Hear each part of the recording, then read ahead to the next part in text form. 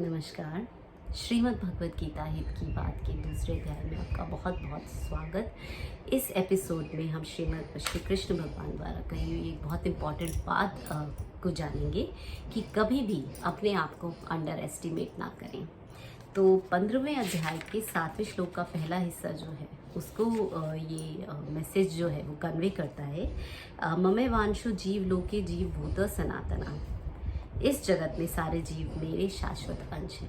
मतलब हम सभी जो हैं वो भगवान का अंश है। हम सब के अंदर भगवान समाये हुए हैं। हम सभी भगवान का रूप है। कहते हैं अगर इस जगत को एक समुद्र की तरह माने और उसके ऊपर जो हवा, जो एटमॉस्फेयर है, वो जो है वो ब्रह्म है, और उस एटमॉस्फेयर में, उस हवा में हम उन बुलबुलों की तरह हैं।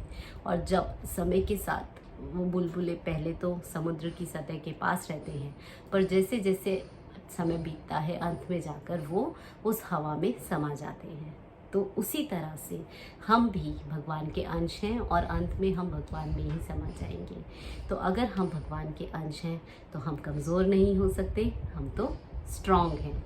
अगर हम भगवान के अंश हैं तो हम पापी नहीं हो सकते, हम पुण्यात्मा हैं।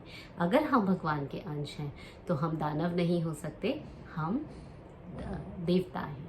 तो यही सोच रखकर जब भी आप किसी भी सिचुएशन में हो, जिस सिचुएशन में आपको डिफ़िकल्टी हो रही हो, कुछ भी ऐसी समस्याएं हो, जो चैलेंज हो और आप अपने आप को कमज़ोर पड़ता जाने, तो आप ये हमेशा याद रखें कि आपके अंदर भगवान का अंश है और आप कमज़ोर नहीं हो सकते। आप तो भगवान के अंश होने की वजह से आपके अंदर वो शक्ति है। तो जब भी ऐसी सिचुएशन हो, इस लेसन को हमेशा याद रखें। वरदराज की तरह, वरदराज की कहानी बहुत ही इंस्पायरिंग है, छोटी सी है, जल्दी से शेयर करती हूँ। वरदराज एक बहुत सैकड़ों सालों पहले की बात है। एक बच्चा था और उसको पढ़ाई में बहुत प्रॉब्लम होती थी, डिफ़िकल्टी होती थी उसको सीखने में। तो वो बहुत अच्छे से नहीं सीख पाता था, उसको समझ में नहीं आता था, और स्कूल में उसका जो मजाक उड़ाते थे बच्चे भी और टीचर्स भी, उसको डम कहते थे। तो जब वो एक दिन स्कूल से घर की ओर जा रहा था तो उसने सोचा कि वो अपने जीवन का अंत कर देगा, क्योंकि इस जीवन का क्या लाभ, सभी उसका मजाक उड़ाते हैं।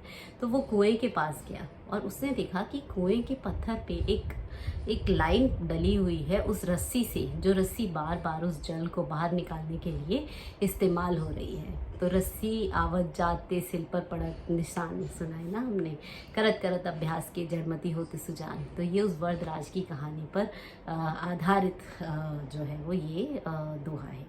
तो वरदराज ने सोचा कि अगर एक रस्सी बार बार आने जाने पर, जो कि इतनी सॉफ्ट है, इतनी मुलायम है, एक पत्थर पर अपना निशान छोड़ सकती है, तो मैं अभ्यास के ज़रिए क्यों नहीं आगे बढ़ सकता हूँ।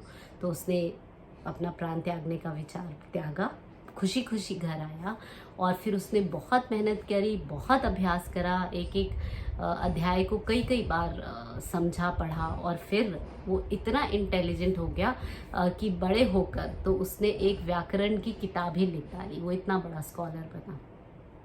तो उसने अपने आप को अंडर एस्टिमेट जो पहले कर रहा था, उस एग्जाम्पल से उसने अपने आप को अंडर एस्टिमेट करना छोड़ा, अपने अंदर की शक्ति को पहचाना, अभ्यास किया और आगे बढ़ा।